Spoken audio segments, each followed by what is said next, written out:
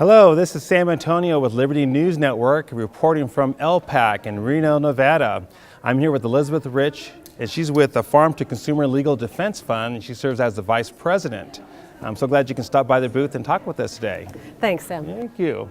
Now, I'm originally from California, and I moved to Wisconsin about 2 years ago. So if you were to mention to me the terms raw milk, first of all, I probably would be disgusted. Secondly, I would have no idea what you're talking about. Now, after living there for 2 years, I'm very familiar with the terms. I've had people who do drink it, who are familiar with the legal battles behind it.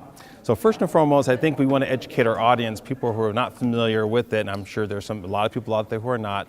What is the difference between the milk you see at your local supermarket as opposed to raw milk? There's several differences. The one that people notice first is the flavor. It's creamier, tastes better in some people's opinion. There are other people who believe that it has health benefits that pasteurized milk does not.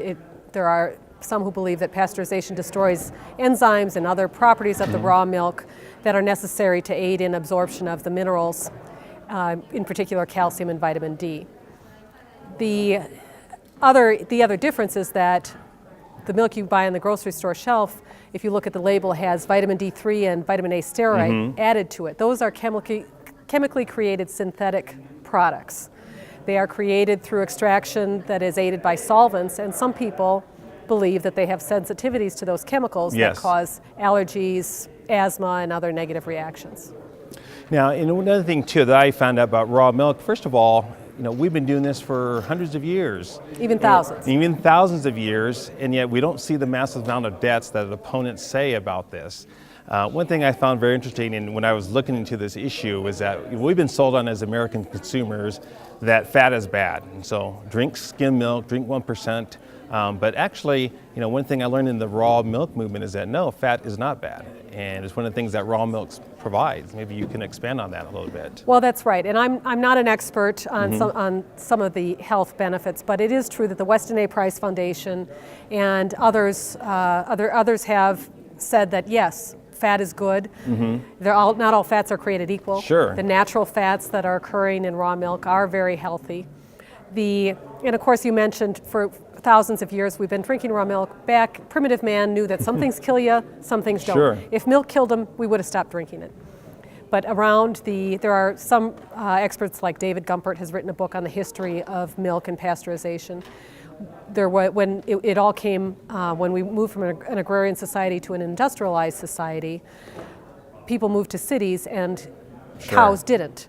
So when we moved the cows to the cities to provide milk for the people, we needed food for them. And so what they came upon was waste from distilleries. That's what they fed the cows. It was very unhealthy. And they were being milked by people with tuberculosis who would cough on their hands and then milk the cows. So we had some health problems, and pasteurization did solve a lot of health problems at that time. We're not talking about the same product anymore. Sure. Now you're approaching this issue from a legal, political point of view.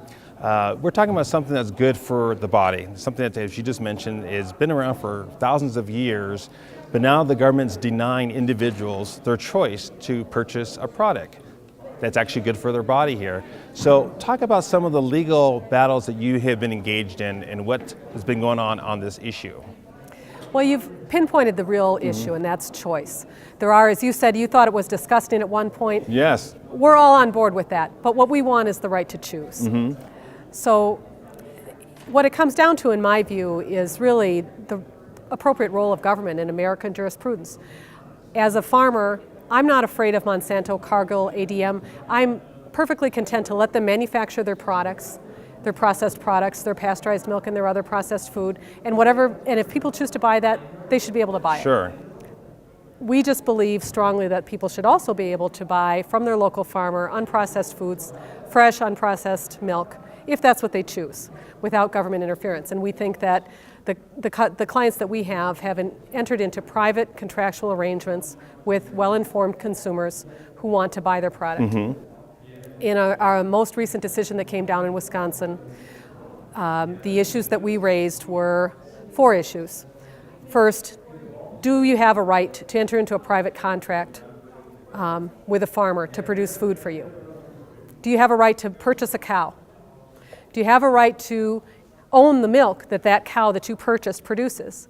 And the fourth issue, as we framed it, was do you have a right to opt out of the large-scale industrial food production system and deal directly with local sustainable agriculture? Some of those questions sound pretty straightforward to me. We thought we had a slam dunk, but the judge ruled against us on every issue, and he was very clear.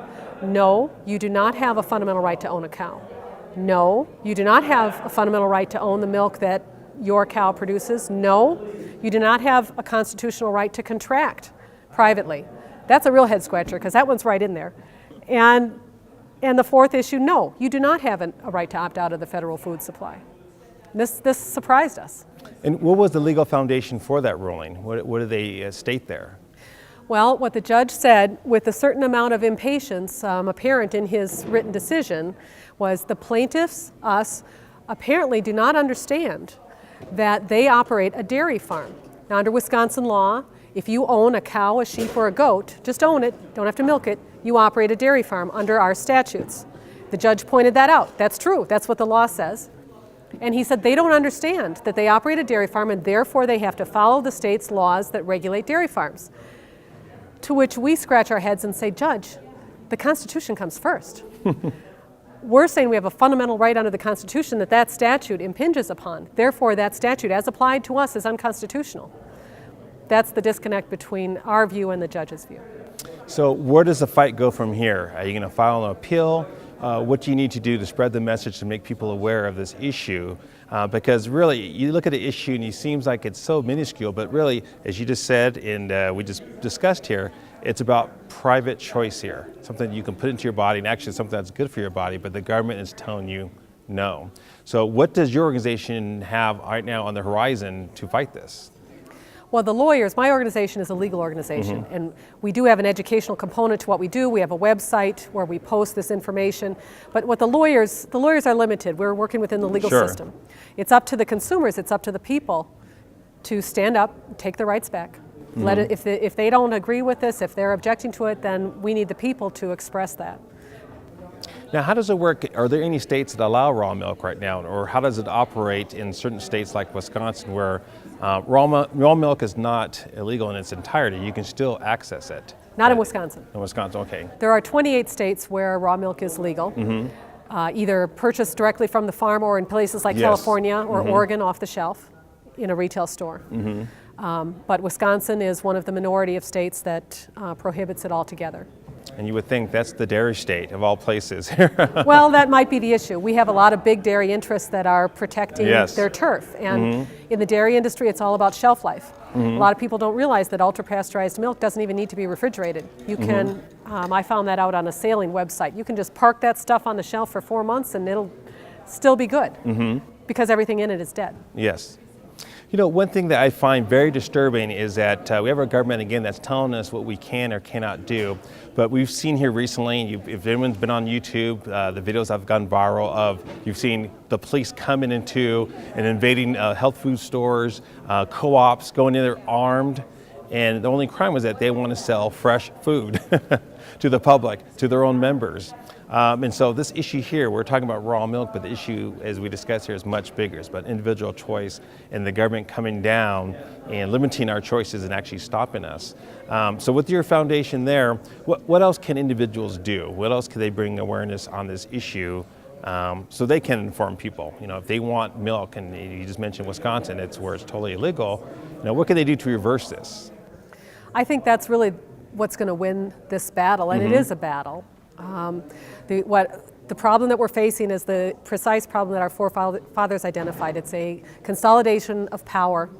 If you have too much power consolidated in government, consolidated in the big agricultural industry, then you inevitably run into abuses, and that's what we're seeing. We lawyers can fight the battle in the courts, lobbyists can fight the battle with the legislature, but it's really got to come to the people. Sure. The people have tools available, they can take it viral, they need to. They need to stand up and take their rights back and let themselves be heard, to the legislators, to just generally to the public, and raise awareness that this is happening, that farmers are being shut down at gunpoint. Amazing. Now, where can people get a hold of you online? If you have a website, go ahead and announce that. If you're active on social media like Facebook or Twitter, where can people find your organization? The Farm to Consumer Legal Defense Fund does have a website, farm-to-consumer-legal-defense-club.org, farm-to-consumer-legal-defense-fund.org, and we also are on Facebook and Twitter. So. Great. Well, thank you so much for joining us here at the booth at Liberty News Network. I appreciate your time. Thank you. Good. This is Sam Antonio with Liberty News Network here at LPAC in Reno, Nevada.